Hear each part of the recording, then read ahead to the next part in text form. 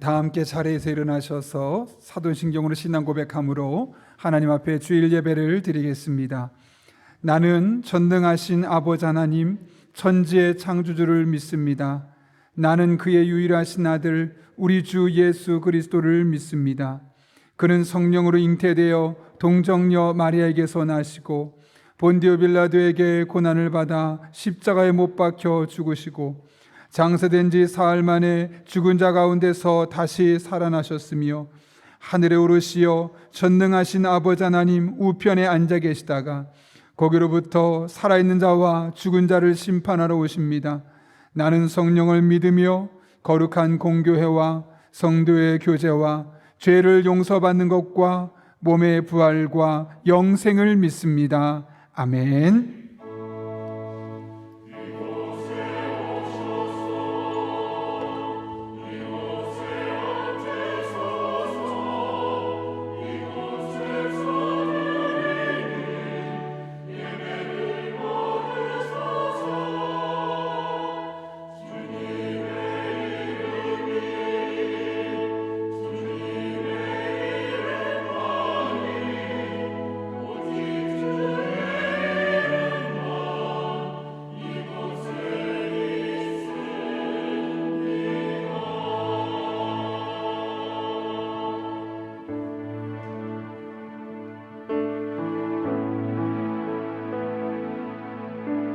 우리 예배를 받기에 합당하신 주님을 경배하며 나아갑시다. 하늘의 문을 여소서, 이곳을 주목하소서. 주를 향한 노래가 꺼지지 않으니 하늘을 열고 오소서. 이곳에 임재하소서. 이곳에 임재하소서. 주님을 기다립니다. 기도의 향기가 하늘에 닿으니 주여 임재하여 주소서. 이곳에 오셔서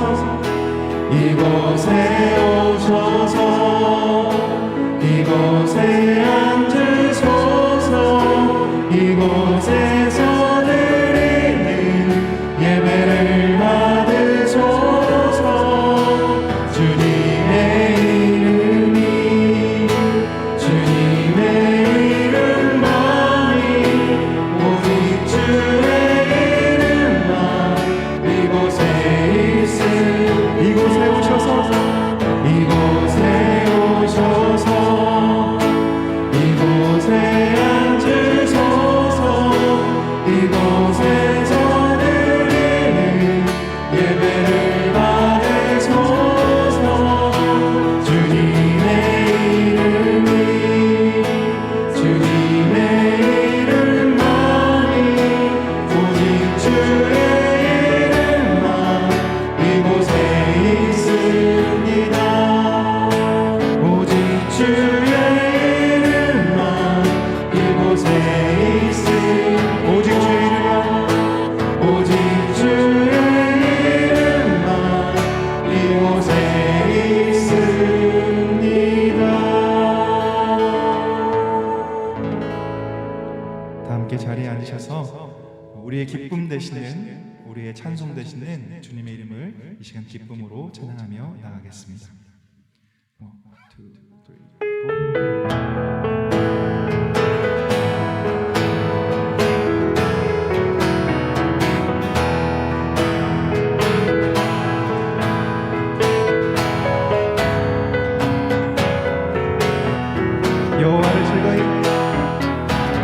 여호와를 즐거이 불러 기쁨으로 주께 나가리.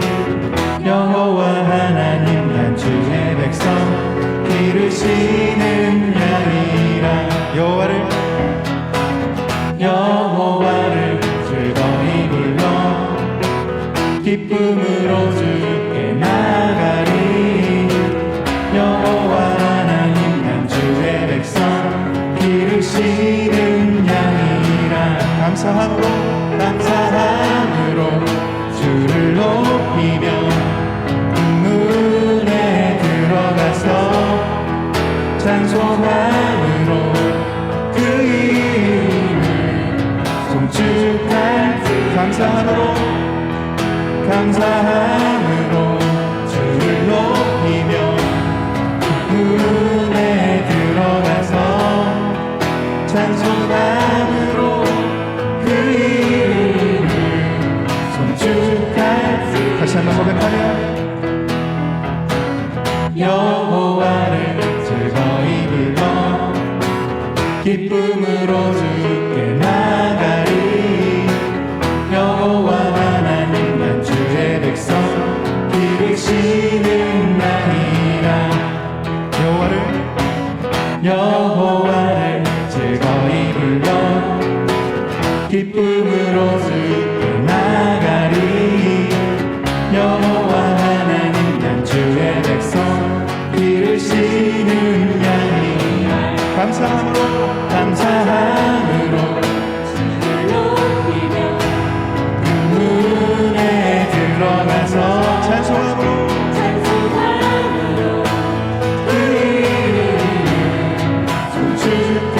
송축할지어다 감사함으로 주를 높이며 그 문에 들어가서 찬송함으로 그 이름을 송축할지어다 다시 한번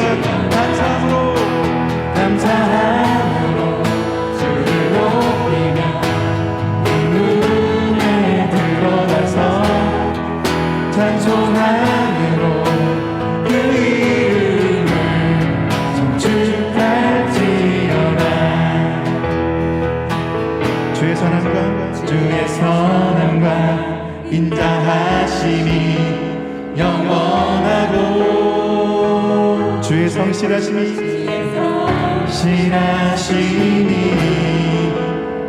그대의 미치리로다 감사함으로 주를 높이며 그 문에 들어가서 찬송함으로 아멘 송축할지 우리 목소리로만 감사함으로 주를 높이며 그 문에 들어가서 찬송함으로 그 이름을 송축할지 감사함으로 주를 높이며 그 문에 들어가서 찬송함으로 그 이름을 우리 한 번 더 고백하며 감사함으로 주를 높이며 그 문에 들어가서 주님을 찬송하기 원합니다 그 이름을 송축할 우리 마지막으로 감사함으로 주를 높이며 그 문에 들어가서 찬송함으로 그 이름을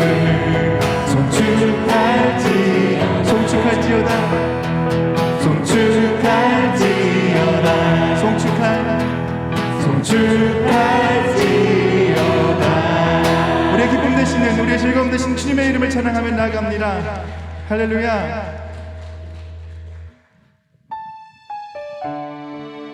이 시간 이 자리에 함께 하셔서 우리 가운데 일하실 주님을 기대하며 나아갑시다.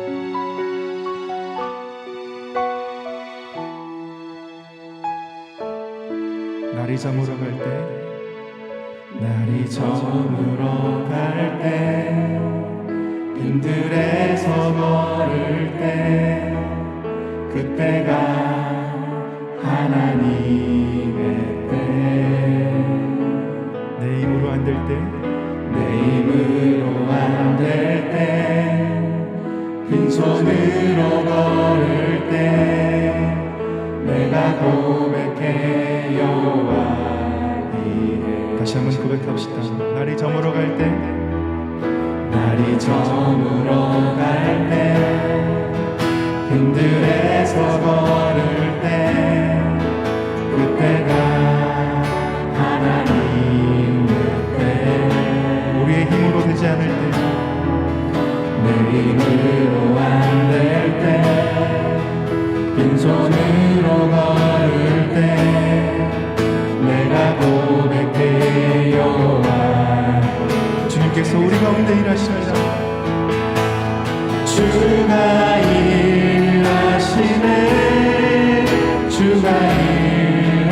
하시네 주께 아끼지 않는 자에게 주님이 일하십니다. 주가 일하시네 주가 일하시네 신뢰하며 거는 자에게 우리 모인 이곳에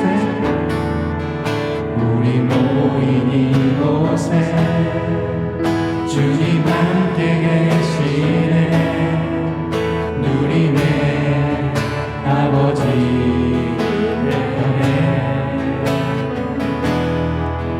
적은 떡과 물고기 내 모든 걸 드릴 때 모두 고백해 여호와 다시 한번 고백하며 우리 모인 이곳에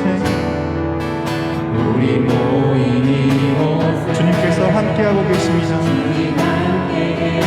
우리 주님을 바라보며 고백하며 나아갑시다. 아버지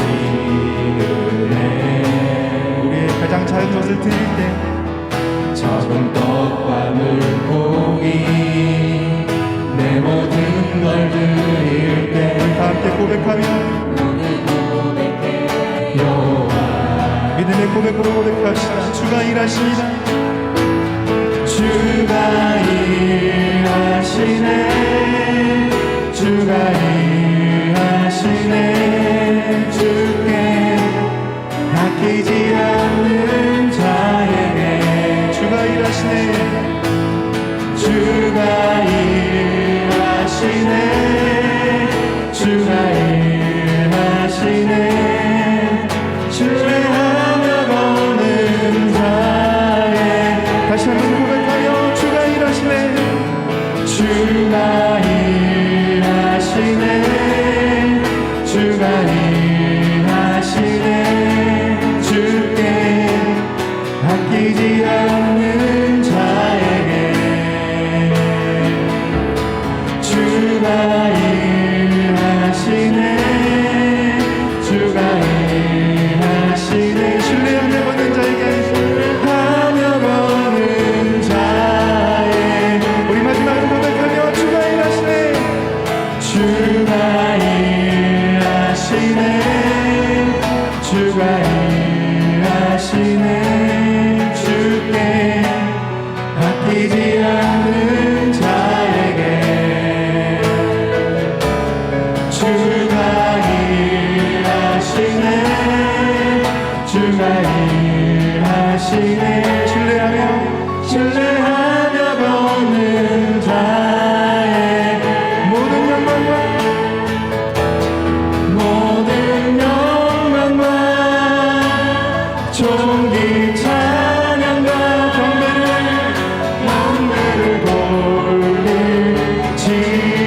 돌릴지어다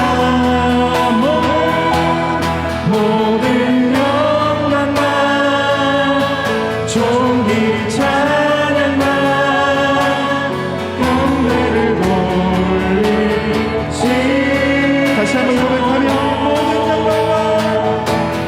모든 영광과 존귀 찬양과 경배를 돌릴지어다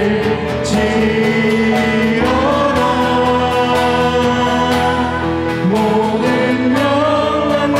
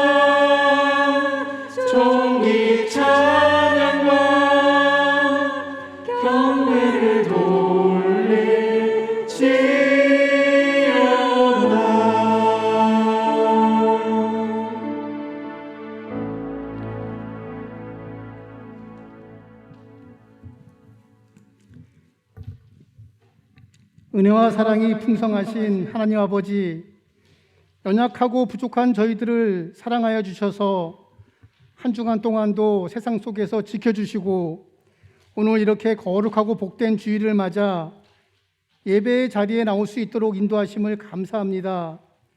주님의 긍휼을 구할 수밖에 없는 저희들이오니 이 시간 드려지는 예배를 통하여 온전히 주만 바라보며 나아갑니다. 지명하여 불러주셨지만 치유와 코로나 전염의 불안한 마음으로 유축되어 연약하고 부족한 마음을 갖고 살았음을 고백합니다. 이 시간 우리의 연약했던 마음들을 회개하오니 주님의 사랑으로 용서하여 주시고 거룩하고 복된 예배로 인도하여 주시옵소서. 그동안 교회에 나오지 못하고 있던 교회 학교 어린이와 학생들이 교회에 출석하고 예배를 드리게 되었습니다. 어릴 적부터 진리의 말씀으로 무장되게 하시고 교회가 낯설지 않게 하여 주셔서 영적으로 바로 설 수 있도록 도와주시며 이를 위하여 늘 수고하시는 담당 교육자와 교사 선생님들에게 영적 지혜와 열정을 부어 주시옵소서. 주님, 에바다 청년부 공동체를 위하여 기도합니다. 말씀 위에서 든든히 세워지고 그 안에서 성장하는 청년들의 믿음과 건강을 지켜주시고 열심히 준비하고 계획하였던 수련회를 다음번으로 연계하는 지혜로운 청년들의 계획 속에 주님의 은혜와 사랑이 충만함으로 말미암아 서로 위하고 권면하며 챙겨주는 사랑의 청년부로 인도하여 주시옵소서. 사랑의 하나님, 교회의 모든 성도들이 행복한 사람들이 되기를 원합니다.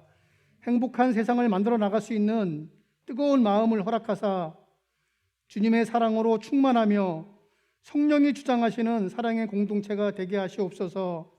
오늘도 말씀을 전하시는 배덕한 담임 목사님을 하나님의 능력 안에서 붙들어 주시고 영육간의 강건함으로 성령의 충만함으로 말씀 충만으로 부족함이 없게 하시고 부교육자님과 전도사님 사역에도 능력으로 함께 하사 맡으신 사역과 가정 위에 주의 평강이 넘치게 하여 주시옵소서. 우리 교회가 협력하는 세계 속의 선교사님들 가정과 사역을 지켜주시고 코로나로부터 안전하게 지키시어 영육간의 강건함으로 인도하여 주시옵소서. 시온 찬양대의 찬양을 희망하여 받아주시옵고 은혜로운 예배를 위하여 헌신하는 귀한 손길들을 기억하시고 하늘의 위로와 평강으로 복 내려 주시옵소서.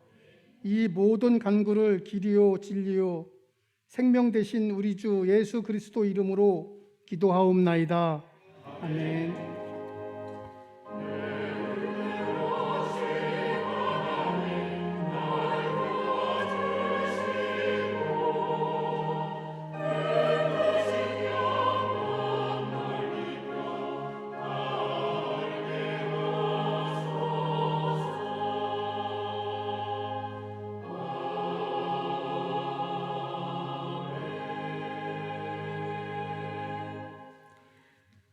오늘 우리에게 주시는 하나님의 말씀은 사사기 2장 1절에서 5절 말씀입니다.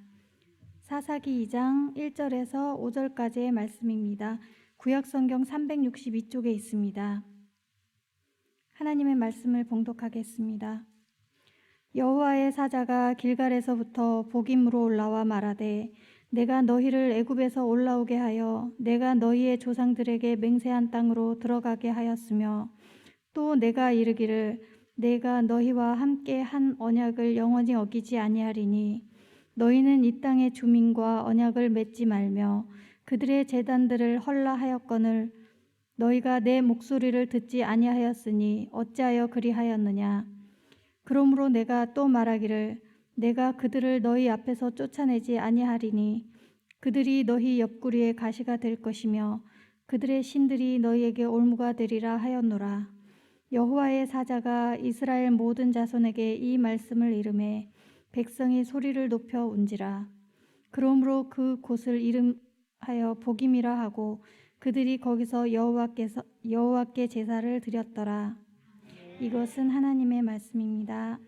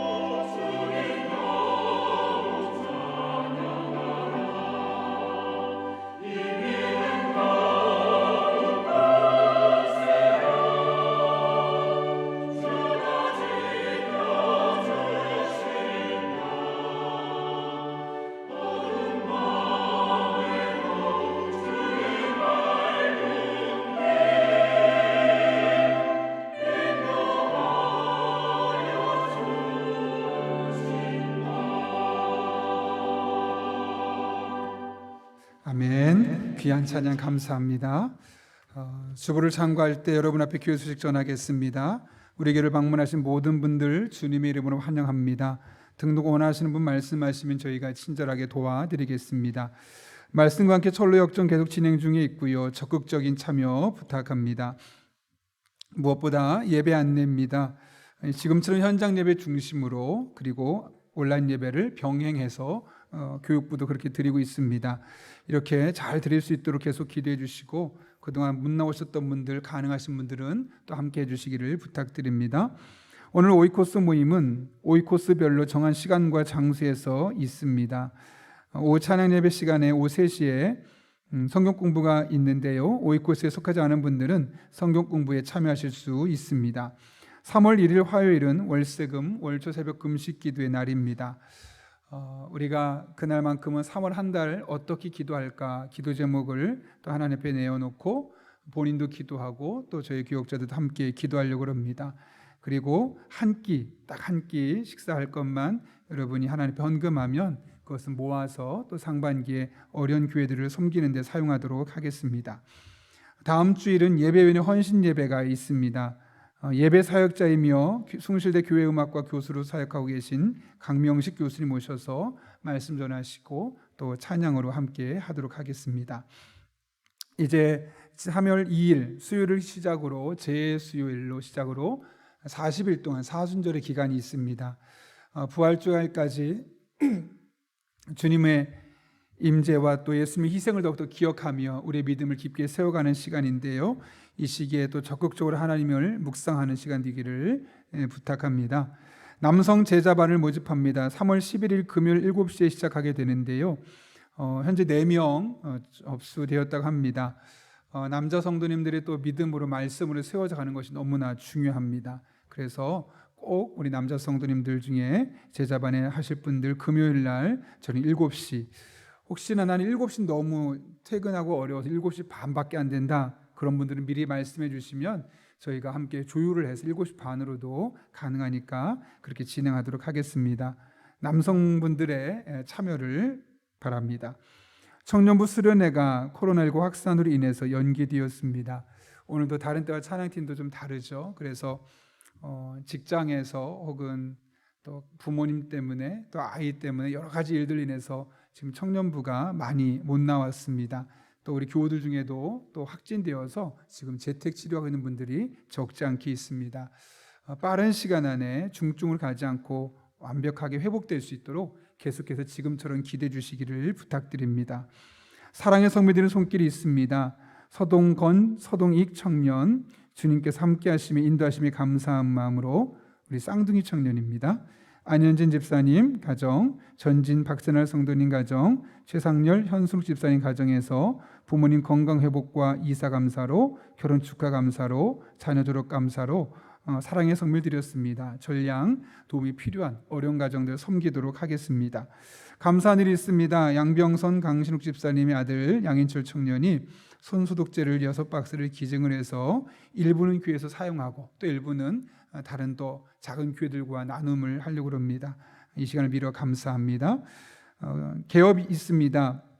최석 집사님, 강민수 권사님 블루페페라는 여성 의류업을 계속 하셨는데 조금 더 확장해서 옆에 건물로 이전하게 되었습니다. 또 잘 이 코로나 시기에 오픈하시게 되었는데 잘 운영하실 수 있도록 기도해 주시기를 부탁드립니다. 결혼 우리 전진 박세날 두 분 성도 참석했나요? 마스크 써서 못 들어왔는데 지난주 토요일 날 결혼하고 또 잘 갔다 온 것 같습니다. 우리 한번 두 청년이라고 해야 되나? 이제 아니죠. 두 어른인데 우리 박수로 한번 축복하면 어떨까요? 네, 감사합니다.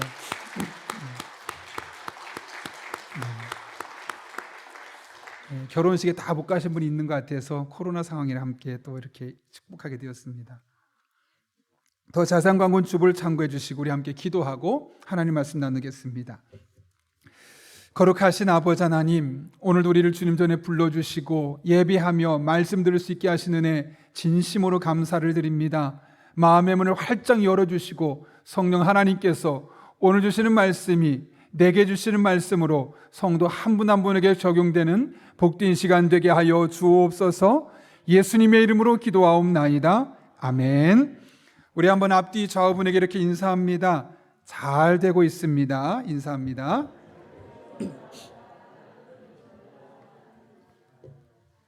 네. 코로나가 심해지면서 우리 교회 학교 아이들이 예배에서 예전처럼 예배드리고 또 성경 공부하고 이 시간이 좀 짧아졌습니다. 그래서 설교를 당분간은 조금 짧게 해야 될 것 같습니다. 좋아하시는 것 같아요. 그렇죠? 목사 안수 받고 제가 1년차 뒤였을 때 정말 목이 너무 아팠습니다. 목소리도 안 나오고 물만 마셔도 아프고, 그래서 병원에 찾아갔는데 의사 선생님이 저를 진단하고 진료하더니 직업이 뭡니까? 라고 묻는 겁니다. 그 당시 제가 목사입니다 라고 말하기 좀 그래서 그냥 왜요? 하고 반문했더니 이렇게 말하더라고요. 목을 많이 쓰는 직업인 것 같은데 이렇게까지 무리하면서 목이 다쳐서 온 사람이 없습니다 라고 말하면서 지금 성대가 움직이지 않는데 제가 약을 처방해 주겠습니다. 대신 약을 먹는 게 중요한 게 아니라 목을 쓰지 않아야 합니다. 그러니 한 일주일 정도 아무 말 가능한 말하지 말고 조용히 그냥 계시라고 그런 이야기를 하는 겁니다. 무슨 말이냐면 당장 지금 아픈 걸 치료하는 것보다 그 아픈 것의 원인이 되었던 목을 쓰지 않는 것이 훨씬 더 치료하는 데 중요한 요소라는 거죠. 우리 그렇지 않습니까? 어떤 문제에 직면했을 때 그 문제를 빠르게 신속하게 해결하는 것도 너무나 우리에게 중요합니다. 그러나 더 중요한 것은 그 문제가 왜 발생하게 되었는가, 그 근본 원인을 밝혀내고 근본 원인을 해결하는 것이 훨씬 더 중요하죠. 왜냐하면 근본 원인을 해결하지 않고 겉으로 드러난 현상만 치료하고 해결하면 곧 재발될 수밖에 없기 때문에 그렇습니다. 신앙생활도 마찬가지죠. 우리 신앙과 일상은, 이 믿음과 일상생활은 아주 밀접하게 마치 동전의 양면과 같이 연결되어 있습니다. 그래서 우리의 신앙생활에 문제가 생기면 우리의 일상생활에도 그 나비 효과처럼 문제가 생길 수밖에 없습니다. 문제는 많은 사람들이 자신의 삶에 문제가 생겼을 때 그 문제의 근본적인 원인이 될 수 있는 신앙적인 영역은 체크하지 않고 왜 이런 문제가 생겼을까? 그 표면적인 문제만 해결하려 하는 경향이 매우 짙다는 것이죠. 이것은 마치 집에 보일러가 고장나서 감기 걸린 사람이 약만 먹고 옷만 두껍게 입으려 하는 것과 마찬가지입니다. 정말 계속 감기를 걸리지 않으려면 보일러를 고쳐야 되는데 그건 고치지 않고 겉으로 드러난 것만 고친다면 또 다른 문제에 우리가 빠질 수밖에 없는 것이죠. 그런 의미에서 그리스도인은 우리의 일상에 크고 작은 문제들이 생기게 되었을 때 겉으로 드러나는 현상만 볼 것이 아니라 우리의 일상생활의 기초가 되고 뿌리가 되는 우리의 신앙생활이 과연 건강한가 혹은 잘못되어 있지는 않은가 점검해 볼 필요가 있습니다. 그럴 때 우리의 영혼이 잘된 같이 범사가 잘되게 하신 하나님의 은혜를 경험할 수 있게 되고 실패가 아니라 하나님 안에서 잘 되는 삶을 살 수 있기 때문에 그런 것이죠. 우리는 오늘 본문을 통해서 이 같은 사실을 알 수 있는데요. 여호수아가 죽고 나서 이스라엘 백성들은 정신적인 흔들림이 있었습니다. 왜냐하면 그동안 여호수아를 따라와서 여기까지 왔는데 여호수아가 갑자기 죽어버리니 과연 이 가나안 땅의 정복을 어떻게 할 것인가, 그런 문제에 봉착하게 되었던 것이죠. 그때 유다 지파가 하나님께 나와서 묻습니다. 하나님, 어떻게 할까요? 누가 먼저 올라가 싸울까요? 하나님은 그의 믿음과 용맹함을 보고 네가 가서 싸워라. 네가 가면 내가 승리를 보장해 주겠다라는 약속까지 받았습니다. 그래서 이스라엘 백성이 나가서 싸움을 시작하는데 문제가 생겼습니다. 1장을 보면 유다 지파를 비롯한 몇몇 지파들은 싸운 곳마다 승리해서 가나안 땅을 정복하는데 더 많은 지파들은 땅을 확보하는 것이 아니라 회복하지 못했고 오히려 어떤 지파는 가나안 족속이 결심하고 그 땅에 거주했다라고까지 말하고 있습니다. 이렇게 하나님이 약속하신 땅을 제대로 정복하지 못하고 오히려 시달리고 있던 그 시기에 하나님께서 이스라엘 백성들을 찾아오셨죠. 그게 바로 오늘 우리가 읽었던 사사기 2장 1절에 5절까지의 말씀입니다. 그리고 주님께서 찾아오셔서 뭐라고 말씀하시냐면 너희가 무엇을 잘못하고 있는지 그 잘못을 지적하시고 나서 이제 이방 사람들이 너에게 가시가 될 것이고 그 이방 사람들이 섬겼던 신은 너희에게 올무 즉 덫이 될 것이다 라고 이야기를 하는 겁니다. 이걸 좀 쉽게 풀었으면 무슨 말일까요? 우리가 이제는 열심히 살아도 내가 수고한 대로 먹지 못할 것이고 아무리 노력해도 실패하는 때가 우리 삶에 많이 다가오게 될 것이다 라는 이야기입니다. 4절을 보면 그 이야기가 얼마나 좌절이고 절망스러웠는지 이스라엘 백성들이 소를 높여 울었다 라고 말합니다. 여러분, 그렇다면 이런 생각이 들지 않습니까? 하나님의 자녀고 이스라엘 백성이라면 하나님께서 그 길을 열어주시고 아니 이스라엘 백성이 다 점령하지 못하면 내가 점령해 줄게 라고 하는 것이 일반적인 것일 텐데 하나님 그렇게 하지 않으시고 오히려 너희가 정복하지 못한 그들이 너희 인생의 가시가 되고 올무가 될 것이다 라고 말씀하신 궁극적인 이유가 무엇 때문일까요? 그 이유는 이스라엘 백성들이 하나님의 은혜를 망각했기 때문에 그렇습니다. 오늘 본문 1절을 보면 여호와의 사자가 길갈에서부터 보김에 올라왔다고 말합니다. 그리고 이스라엘 백성에게 한 가지 사실을 가르쳐 주죠. 어떤 사건인가? 이렇게 되어 있습니다. 여호와의 사자가 길갈에서부터 보김으로 올라와 말하되 내가 너희를 애굽에서 올라오게 하여 내가 너희의 조상들에게 맹세한 땅으로 들어가게 하였으며, 여기 보면 두 가지를 말씀하고 있죠. 첫 번째는 이스라엘 백성들이 애굽에서 나왔다는 거죠. 그리고 두 번째는 애굽에서 나온 이스라엘 백성이 가나안 땅에 들어가게 되었다. 이 두 가지 사실을 이야기하고 있습니다. 그런데 이 두 가지 사실을 누가 했다고 말합니까? 오늘 보게 되면 내가 너희를, 내가 너희의, 내가 했다고 합니다. 여기 내가는 누구겠습니까? 바로 하나님입니다. 이렇게 사사기 저자는 두 번에 걸쳐서 하나님께서 이스라엘 백성들에게 행하신 일들을 언급하고 있죠. 왜 이 이야기를 하는 것일까요? 이 일은 철저하게 하나님이 하신 일이고 철저하게 하나님의 은혜 가운데 뒤어진 일이라는 사실을 이스라엘 백성들이 깨닫기를 원하셨기 때문에 그렇습니다. 이스라엘 백성들이 애굽에서 나올 수 있었던 것, 그리고 가나안 땅으로 들어갈 수 있었던 것은 그들에게 특별한 능력이 있어서가 아니고 그들 주변에 탁월한 지략가가 있었기 때문이 아니라는 겁니다. 철저하게 내가, 즉 하나님께서 그들을 인도하셨고 그들을 건져내셨기 때문에 이런 일이 가능했음을 말씀하고 있는 것이죠. 바로 하나님의 은혜였음을 우리에게 이야기하고 있는 겁니다. 구체적으로 살펴보면 하나님은 애굽에서 종살이던 이 이스라엘 백성을 끄집어낼 때 무려 10가지의 재앙을 이스라엘 땅에 쏟아 부으셨습니다. 뿐만 아니라 나올 때 금은 보화를 가지고 나올 수 있도록 하나님께서 다 손을 써주셨습니다. 그리고 나서는 이제 애굽에서 나온 이스라엘 백성이 약속의 땅 가나안을 향해 나아갈 때 어떤 일이 있었습니까? 광야입니다. 먹을 것이 없는데 만나와 메추락이라는 씨앗과 새를 통해서 아무것도 없는 곳에서 먹을 수 있게 해주셨고요. 길을 걷다 보니 물이 다, 준비한 물이 다 떨어졌습니다. 어딜 가도 물을 뜰 수 있는 곳이 안 보입니다. 하나님께 부르셨더니 땅에 돌을 쳐라, 반석을 쳤더니 물이 나오게 하셔서 그 물을 먹고 갈증을 해갈할 수 있도록 해주셨습니다. 뿐만 아닙니다. 광야 생활에서 수많은 이방 민족들을 싸워서 전투를 했는데 한 번도 지지 않고 모든 전쟁에서 승리하게 하셨습니다. 그리고 광야 생활하는 동안 신발이나 옷이 헤어지지 않게 하셨다라고 신명기에서 말씀하고 있죠.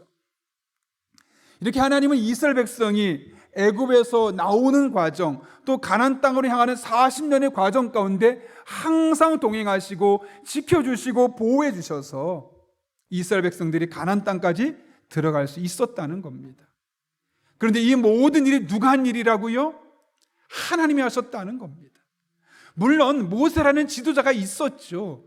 물론 그들이 직접 걸어갔죠. 그러나 이 모든 것은 하나님이 그렇게 가능하게 하셨기 때문에 할 수 있었다는 거죠. 하나님의 은혜였다는 거죠. 그런데 이스라엘 백성들은 가나안 땅에 들어가고 나서 이 하나님의 은혜를 망각하기 시작했습니다.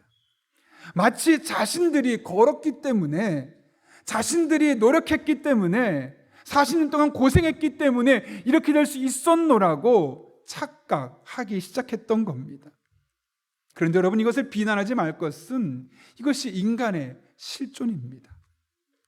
영원히 기억할 것 같지만 인간은 그렇지 않습니다. 날마다 기억할 것 같지만 작심삼일로 하나님의 은혜를 잊어버리는 것이 우리 인간의 모습입니다. 그래서 모세는 이미 오래전에 이 은혜를 잊어버린 위험성에 대해서 이렇게 경고했죠. 신명기 8장 11절 말씀입니다. 내가 오늘 내게 명하는 여호와의 명령과 법도와 규례를 지키지 아니하고 내 하나님 여호와를 잊어버리지 않도록 삼갈지어다. 이스라엘 백성들이 가나안 땅 들어가면 반드시 하나님을 잊어버릴 거다.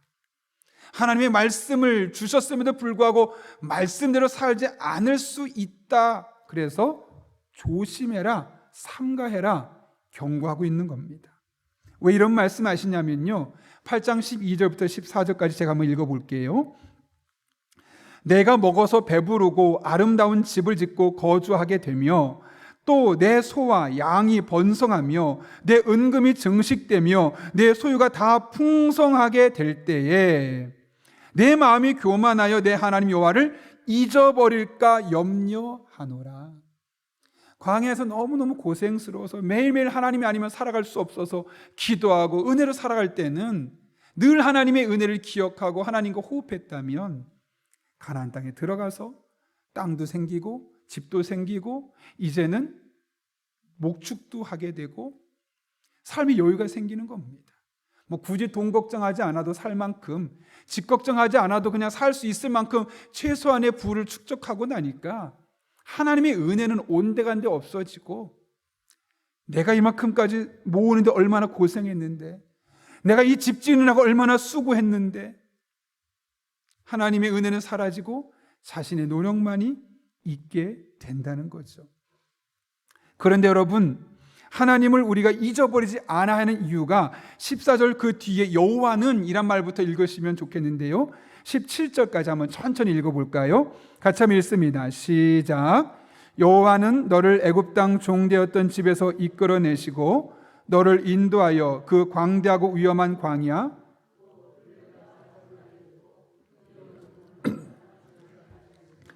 또 너를 위하여 단단한 반석에서 물을 내셨으며 내 조상들도 알지 못하던 만나를 광야에서 내게 먹이셨나니 이는 다 너를 낮추시며 너를 시험하사 마침내 내게 복을 주려 하심이었느니라. 그러나 내가 마음에 이르기를 내 능력과 내 손의 힘으로 내가 이 재물을 얻었다 말할 것이라. 아멘. 여기 보시면 그렇게 할 것이다가 아니라 너는 그렇게 한다. 반드시 그렇게 할 것이다 라고 말합니다. 할지도 모른다가 아니라 어떻게 한다고요? 내 능력과 내 손의 힘으로 내가 이 재물을 모아서 내가 이만큼 살게 될 수 있었어. 반드시 그렇게 말할 것이라는 거죠. 우리 인간이 그렇다는 겁니다. 하나님의 은혜를 늘 잊어버리고 살아가는 존재. 평안할 때, 원한 대로 일이 순조롭게 진행될 때, 그래서 우리 입술에 하나님의 은혜입니다라고 고백할 때 정말 은혜스러운 순간이지만 그때가 어쩌면 가장 우리에게 위태로운 순간이 될 수 있다는 겁니다. 왜요? 머지않아서 그 하나님의 은혜를 잊어버리고 내가 했노라고, 내가 고생해서 이만큼 했노라고 할 것이기 때문에 그렇습니다. 그때가 가장 위험한 순간입니다. 그때 우리가 어떻게 해야 될까요? 이어지는 18절 말씀 이렇게 말합니다. 내 하나님 여호와를 기억하라. 그가 내게 재물 얻을 능력을 주셨음이라. 하나님의 은혜를 기억하라는 거죠. 내 능력으로 이만큼 벌었고 내 능력으로 이만큼 이뤄놓은 것이 아니라 하나님의 은혜로 내게 그런 능력을 주셔서 이만큼 벌어놓을 수 있었고 이만큼 업적을 이뤄놓을 수 있었다. 그 하나님을 기억해라. 라고 분명히 말씀하고 있는 겁니다. 그럴 때요, 하나님이 그렇게 기억할 때 특별히 그분에게 내게 재물 얻을 능력을 주신 것을 인정하고 그분의 은혜를 기억할 때 우리는 겸손해질 수 있습니다. 그리고 하나님께서 우리에게 은혜를 주신 것들을 온전히 보고 누릴 수 있게 되는 것이죠. 이와 관련해서 어떤 목사님이 은혜를 공기에 비유하는 글을 보았는데요, 이렇게 적혀 있습니다. 은혜는 공기와 같습니다. 공기는 눈에 보이지 않습니다. 눈에 보이지 않지만 우리는 공기 때문에 호흡을 하고 살고 있습니다. 우리는 이것을 의식하지 않으면 그냥 아무런 생각이 없이 살아갑니다. 공기가 있어서 살아가는 것이 아니라 그냥 살아간다고 생각합니다. 너무나 자연스럽기 때문에요. 계속해서 말합니다. 은혜도 마찬가지입니다. 하나님의 자녀이기 때문에 말씀을 통해 하나님의 은혜로 살아간다는 것을 지식적으로 알고 있습니다. 우리가 이것을 날마다 의식하지 않으면 나의 힘과 능력으로 살아간다고 생각하게 됩니다. 현재 내 삶이, 내가 누리고 있는 모든 것들이 당연하다고 생각합니다. 여러분, 은혜를 아는 사람만이 교만하지 않고요, 은혜를 아는 사람만이 늘 겸손하고요, 은혜를 아는 사람만이 늘 감사하며 살아갈 수 있습니다. 그렇다면 은혜를 늘 기억하며 살아가는 사람이야말로 진정한 그리스도인으로 살아갈 수 있는 가능성이 가장 높은 사람이라고 할 수 있겠지요. 그래서 이 같은 사실을 누구보다 깊이 경험했던 다윗은 시편 103편에서 이렇게 고백합니다. 내 영혼아 주님을 찬송하여라. 마음을 다하여 그 거룩하신 이름을 찬송하여라. 내 영혼아 주님을 찬송하여라. 주님이 베푸신 모든 은혜를 잊지 말아라. 여러분, 이 말은 시편 103편은 다윗이 한 말인데 지금 누구에게 하고 있습니까? 제3자가 아니라 내 영혼에게, 자신의 영혼에게 고백하고 선포하고 있는 겁니다. 왜요? 이 다윗의 영혼이 어떤 영혼입니까? 하나님의 은혜를 자주 잊어버리고 내가 이만큼 했지, 내가 수고했지 라고 착각하는 자신의 영혼입니다. 이렇게 다윗은 자신의 영혼에게 하나님의 은혜를 잊지 말라고, 주님이 베푸신 모든 은혜를 잊지 말라고 고백하고 있는 것이죠. 중요한 것은 시편 103편은 노래입니다. 작사 작곡을 누가 했죠? 다윗이 했습니다. 여러분, 본인이 이것을 노래로 만들 정도면 얼마나 그의 삶의 고백이었겠습니까? 그래서 그는 아침마다 이 노래를 부르면서 하나님 앞에 이렇게 말해요. 내 영혼아 주님이 베푸신 모든 은혜를 잊지 말지어다. 그 다음날 아침 일어나면 또 말합니다. 내 영혼아 주님께서 내 삶 가운데 베푸신 모든 은혜를 잊지 말지어다. 그 다음날 또 고백합니다. 내 영혼아 주님께서 내 삶 가운데 베푸신 모든 은혜를 잊지 말지어다. 매일 노래로 고백하는 것이죠. 그러면서 이어지는 3절 이하의 말씀 보게 되면 하나님께서 어떤 은혜를 베풀어 주셨는지가 나오는데요, 우리가 같이 한번 읽어보겠습니다. 3절부터 5절까지 시작. 주님은 너의 모든 죄를 용서해 주시는 분, 모든 병을 고쳐주시는 분, 생명을 파멸해서 속량해 주시는 분, 사랑과 자비로 단장하여 주시는 분, 평생을 좋은 것으로 흡족히 채워주시는 분, 내 젊음을 독수리처럼 늘 새롭게 해주시는 분이시다. 아멘. 다윗이 매일 이렇게 고백하는 겁니다. 내 영혼아 하나님께서 나의 삶 가운데 베푸셨던 그 많은 은혜를 잊지 말아라. 나의 죄를 용서해 주셨고 나의 병을 고쳐주셨고 나를 속량해 주셨고 사랑과 자비로 나를 안아주실 뿐만 아니라 일평생 내 삶에 좋은 것을 주시는 그 하나님을 찬송해라. 그 하나님의 은혜를 기억해라. 잊지 말아라. 아침마다 고백하고 아침마다 찬송하고 그렇게 하나님의 은혜를 잊지 말라고 다른 사람이 아니라 자신의 영혼에게 고백하고 있는 겁니다. 여러분, 다윗의 모습을 보면 어떤 도전을 받습니까? 우리도 그래야 되지 않겠습니까? 예배 드릴 때만, 찬송 드릴 때만 하나님께서 내 삶 가운데 어떤 은혜를 베푸셨는가? 건강 주시고, 가정 주시고, 자녀 주시고, 돈 벌 수 있는 직장 주시고, 감사해야 되겠죠. 그러나 그것이 주일만으로 끝나는 것이 아니라 날마다 우리의 영혼에게 하나님께서 내 삶 가운데 베푸신 은혜를 잊지 말라고 선포하는 믿음, 그리고 무엇을 내게 은혜를 베푸셨는지를 매일매일 읊조리고 고백하는 그 믿음, 그것이 비단 다윗만의 고백이 아니라 바로 오늘날 우리의 고백이 되어야 하지 않겠습니까? 그렇게 된다면요, 그래서 우리 하나님의 은혜를 늘 기억하며 살게 되면 하나님이 나를 얼마나 사랑하셨는지, 그리고 지금도 얼마나 사랑하고 계시는지, 그리고 앞으로도 내가 여전히 부족하고 하나님께 뭐 해드릴 만한 것이 없는 사람이랄지라도 어떻게 사랑하실지가 능히 예측이 되는 겁니다. 기대가 되는 겁니다. 그럴 때 우리는 우리 삶의 크고 작은 문제로 인해서 일희일비하지 않습니다. 미래는 여전히 두렵지만 그것 때문에 걱정하지 않습니다. 왜요? 하나님 우리를 여전히 지켜주시고 보호하시고 그 은혜로 함께 하실 것을 알기 때문에요.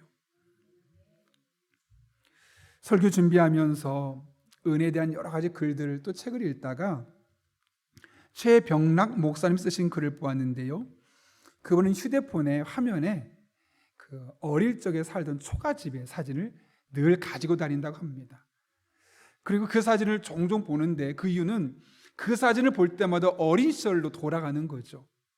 내가 어릴 때 초가집에 살 정도로 너무너무 어려웠지만 그 어려운 상황 속에서도 믿음의 부모님을 주셔서 내가 어려서부터 교회 다니게 하신 것을, 그 은혜를 떠올리는 거죠.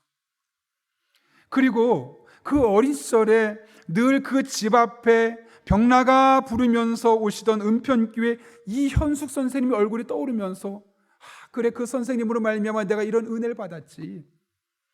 또 아버지를 교회로 모시고 가기 위해서 자주 신방을 오셨던 강봉조 목사님의 얼굴이 떠올린다는 겁니다. 그러면서 나를 그 어린 시절에 예수를 믿게 하고 구원해 주셨던 그 하나님이 그 사진을 볼 때마다 떠오르는 겁니다.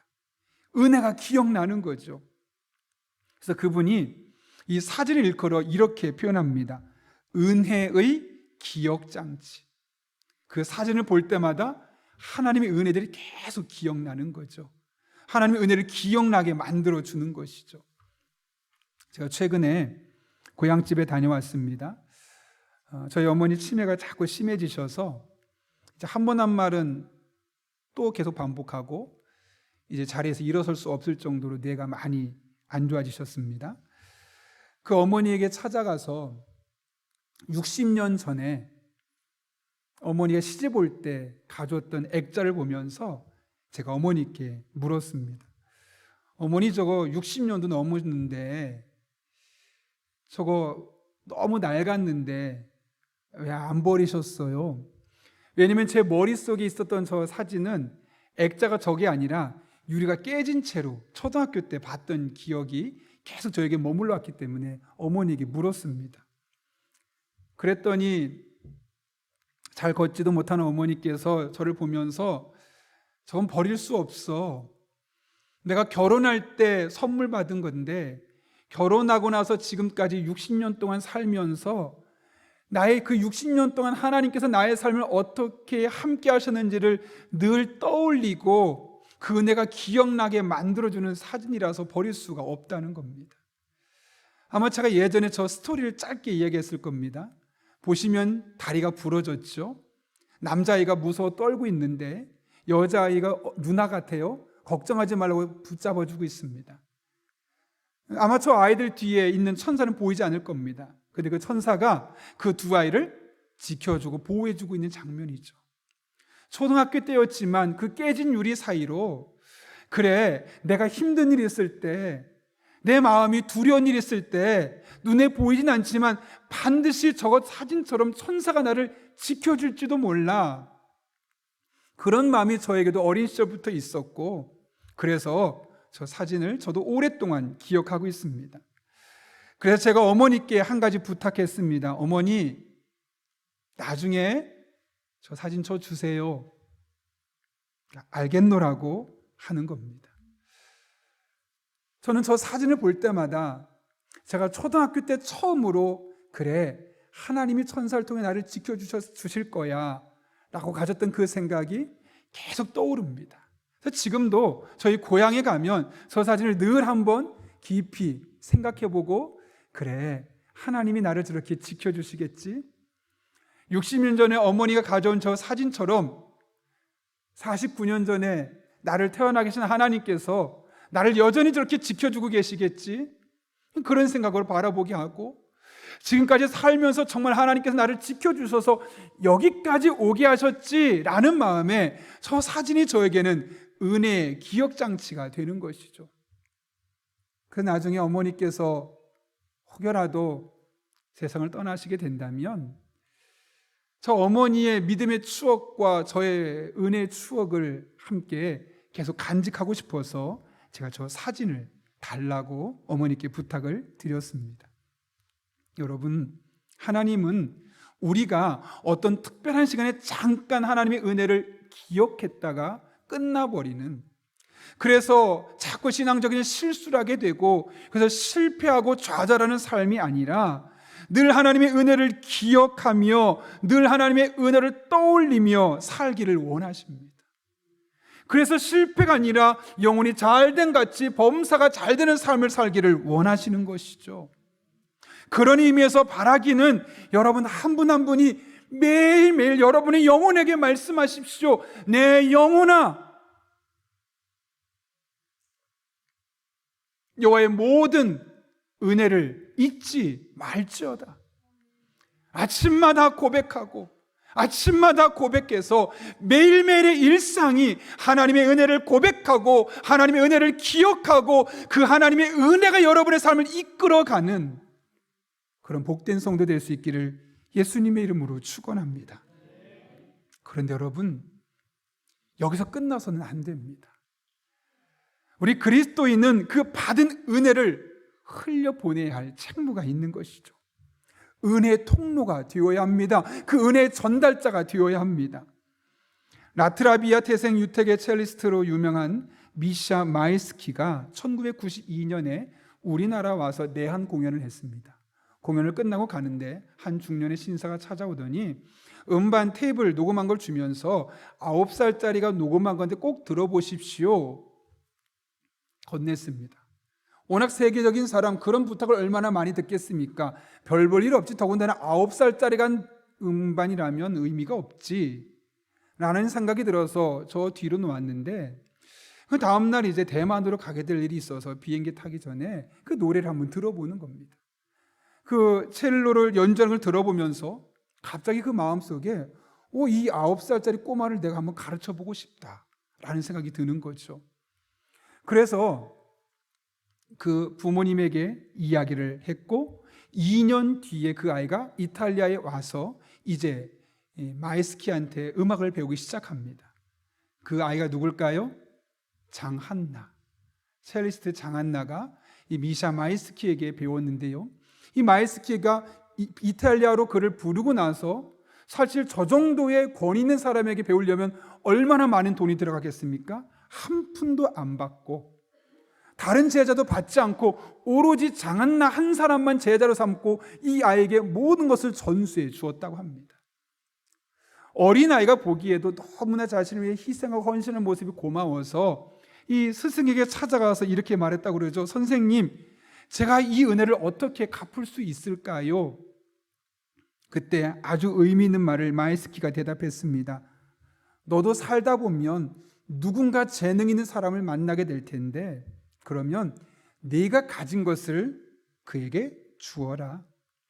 나의 스승이 나에게 그렇게 했고 내가 너에게 그렇게 한 것처럼 너도 누군가에게 그 받은 은혜를 그대로 흘려보내라 라고 했다는 것이죠.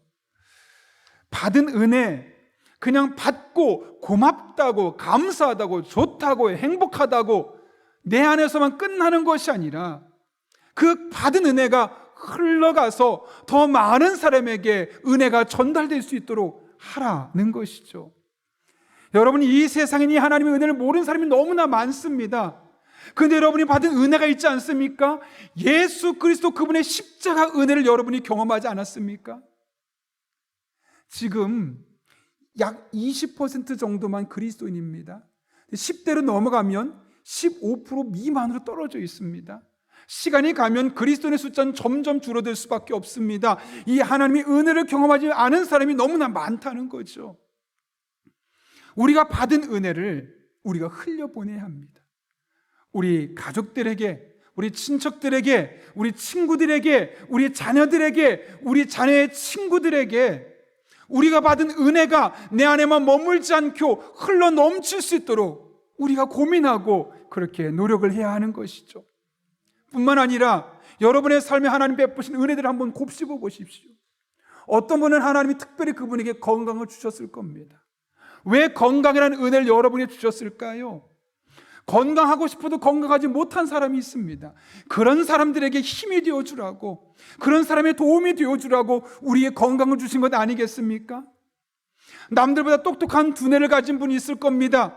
어려서부터 더 많이 교육을 받아서, 더 혜택을 많이 받아서 더 성공 가능성이 높은 사람이 있을 겁니다. 그런 사람은 자신만을 위해서 그 지혜와 지식을 쓸 것이 아니라 노력해도 안 되는 사람, 어릴 때 너무나 힘겹게 살아서 공부해도 안 되는 사람, 그런 사람을 위해서 내가 가진 지식을, 그 은혜를 나눠주는 겁니다. 살다 보면 유난히 돈을 좀 잘 버는 능력 있는 사람이 있습니다. 재물을 얻을 능력을 하나님께서 그에게 은혜 가운데 부어주신 것이죠. 왜 그 사람에게 주셨을까요? 그 은혜를 흘려보내라고요. 아무리 노력해도 돈 못 버는 사람이 있습니다. 아무리 몸부림쳐도 워낙 가정이 힘들어서 노력해도 안 되는 사람이 있습니다. 평생을 가난하게 힘겹게 어렵게 살아가는 사람들이 있습니다. 그런 사람들에게 내가 은혜로 받은 재물 얻을 능력을 가지고 흘려보내는 겁니다. 은혜의 전달자가 되는 겁니다. 이것이 하나님께서 우리에게 은혜를 베푸신 궁극적인 목적이죠. 그런 맥락에서 여러분 한번 하나님께 받은 은혜를 돌아보십시오. 하나님께서 내게 주신 은혜는 무엇일까? 건강인가? 지혜인가? 돈을 벌 수 있는 능력인가? 아니면 인간관계를 잘 맺을 수 있는 관계 능력인가? 혹은 가정인가? 배우자인가? 자녀인가? 부모님인가?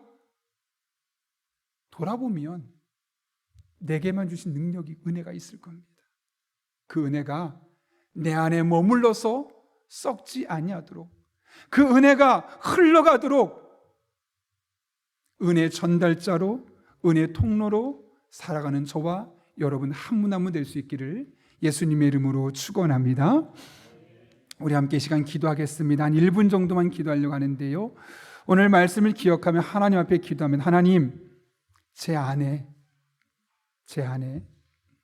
하나님께서 주신 그 은혜들을 기억해내는, 그 은혜가 날마다 내 영혼에 고백되어지고 그 은혜가 내 삶에서 늘 생각나는 그런 사람들 될 수 있게 해달라고, 한 걸음 나가서 그 은혜가 내 안에만 머물지 않게 하시고 자꾸 흘러갈 수 있게 해달라고, 은혜의 유통자, 은혜의 전달자, 은혜의 통로가 될 수 있게 해달라고, 그런 삶을 살아갈 때 나도, 우리의 가정도 내가 가는 곳마다 은혜가 넘쳐나게 하여 주시고, 그로 말미암아 실패하고 좌절하는 세상이 아니라 영혼의 잘된 같이 범사가 잘되게 하신 하나님의 은혜가 내가 가는 곳마다 경험될 수 있게 해달라고, 우리 한 1분 정도지만 하나님 도우심을 구하며 간절한 마음으로 함께 기도하겠습니다.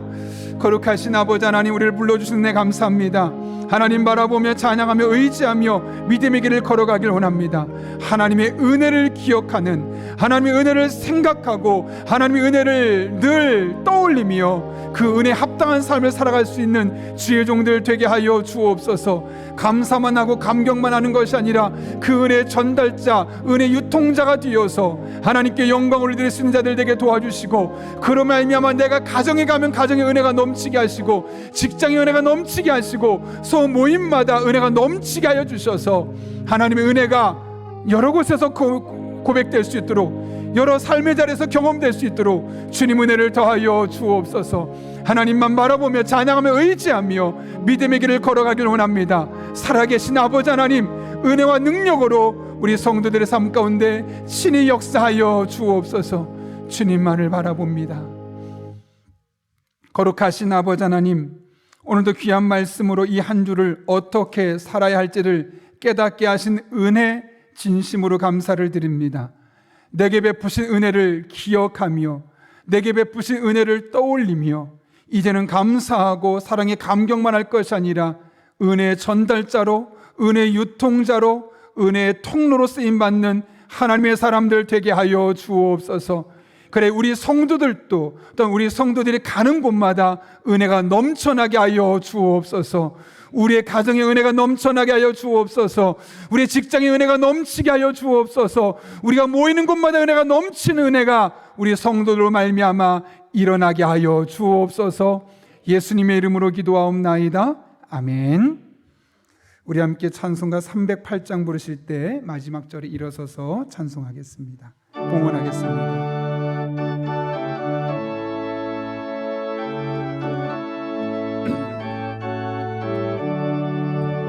내 평생 살아온 길 뒤를 돌아보니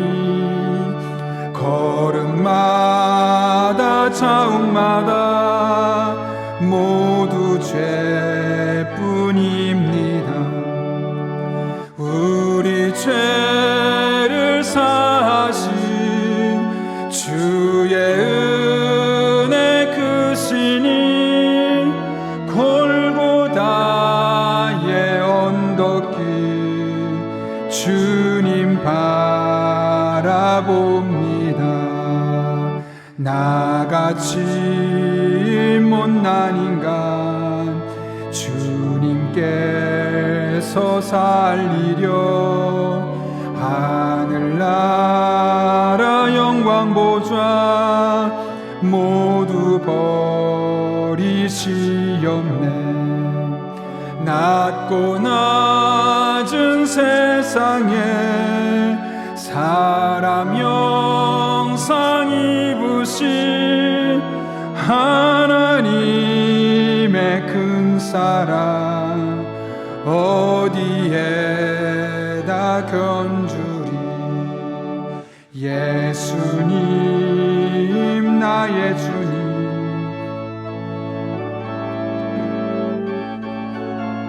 이 시간 가정에서 예배드리신 분들은 준비한 예물을 하나님 앞에 정성껏 드리도록 하겠습니다.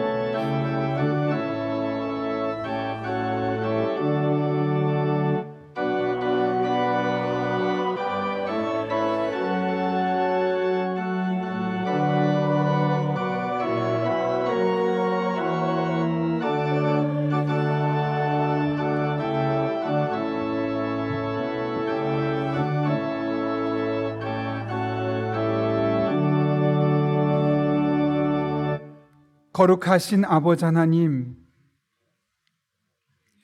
우리의 지난 한 주간의 삶을 돌아보고 지금까지 살아온 우리의 나날을 돌아보면 모두 죄뿐이요 실수요 부족함 투성임을 고백합니다. 그러나 하나님의 은혜로 우리를 붙들어 주시고 때를 따라 돕는 은혜로 채워주셔서 그 모든 상황 이겨내게 하시고 오늘 이렇게 주님 앞에 나와 예배드리게 하신 은혜의 진심으로 감사를 드립니다. 이 모든 것이 하나님의 은혜임을 알기에 우리가 빈손으로 나오지 아니하고 마음과 신앙의 고백을 담아 하나님 앞에 예물을 드리오니 모든 예물 기쁘게 받아주시옵고 우리 성도들 삶 가운데 더 큰 은혜, 더 많은 은혜로 갚아 주옵소서.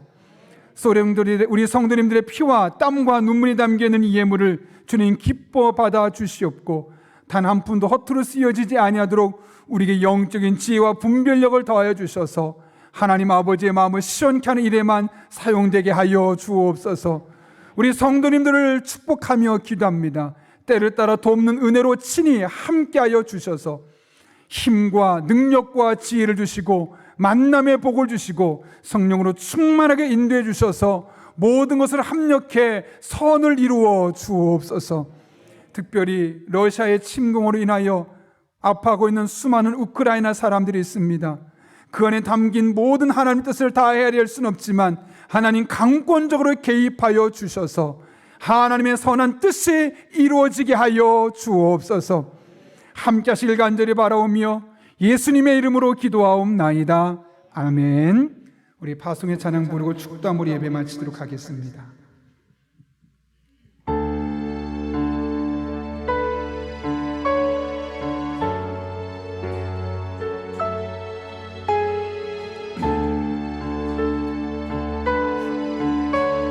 믿음으로 고백하며 찬양합니다. 시작됐네 우리 주님의 능력이 나의 삶을 다스리고 새롭게 자유하네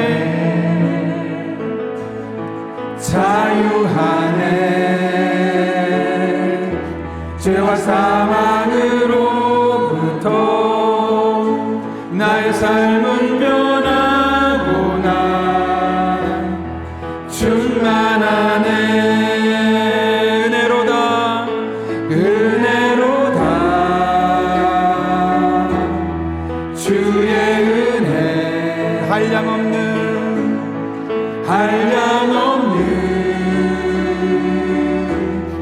주의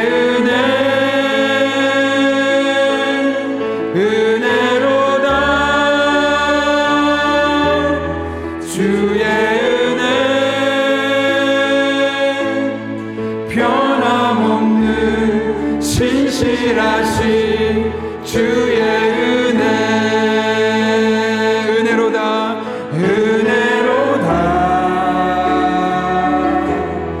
주의 은혜 한량없는 주의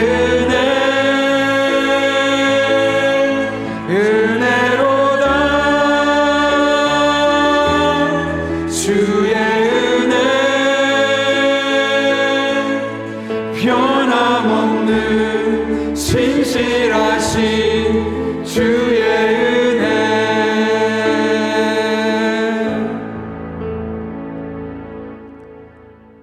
지금은 변함없고 신실한 은혜로 우리와 함께 하시는 예수 그리스도의 은혜와 하나님 아버지의 변함없는 사랑과 성령님의 역사하심이 오늘 주신 말씀을 내게 주신 말씀으로 받고 매 순간순간마다 하나님의 은혜를 기억하며 매 순간순간 받은 은혜를 전달하며 살기로 결단하는 이 자리에 머리 숙인 한 영혼 위에 그들의 삶의 자리, 우리 교회와 나라와 민족, 북한 땅과 온 세계 열방 가운데 이제부터 영원토록 함께 하시옵기를 간절히 축원하옵나이다. 아멘.